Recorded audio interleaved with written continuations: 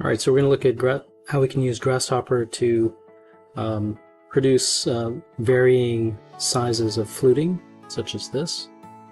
We can, in this example, try to look at, applying it to walls, maybe some furniture pieces, etc. So here's our example. I'm going to start off just by demonstrating it on a simple curve. So open up Launch Grasshopper first, open up the definition.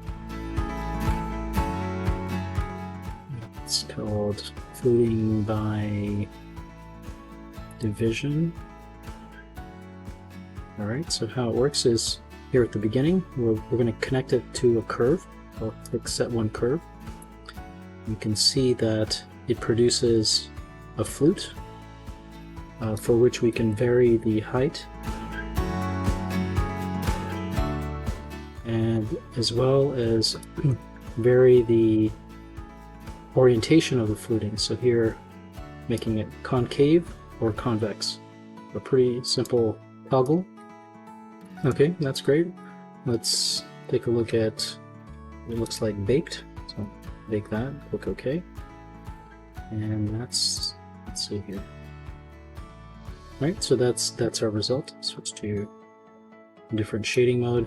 Alright, so how can we make use of this? Let's look at this example here for a counter. So come over here and clear the initial curve to start fresh. Alright, so in Rhino, I'm going to duplicate edge because I want to duplicate edge. So I can select these three curves here. Enter and join them so they're a single curve. This one I can connect, Set One Curve. Alright, so you saw previously this was controlled by this slider. Alternatively, we could also maybe create another method so we don't have to enter it in. We can just reference a curve in the file. So go ahead and add a curve parameter. And what I want to know is the length, and we'll use that as the determinant for how long the extrusion should be. So right here, connect this curve to Set One Curve, click on this edge here, and that length of that vertical is how long this curve will be. Okay, so I'm going to make this layer the active layer, and let's just bake this. So bake, fluting, maybe group this. Okay, great, wonderful. Let's take a look at another element here. So let's make this column, rounded column, and I'm going to Set One Curve. So here, choosing the vertical edge of this column and choosing the source curve, which is really this arc here. And so that's working nicely, and you can obviously play with how many flutes for different looks. Alright, so let's bake that.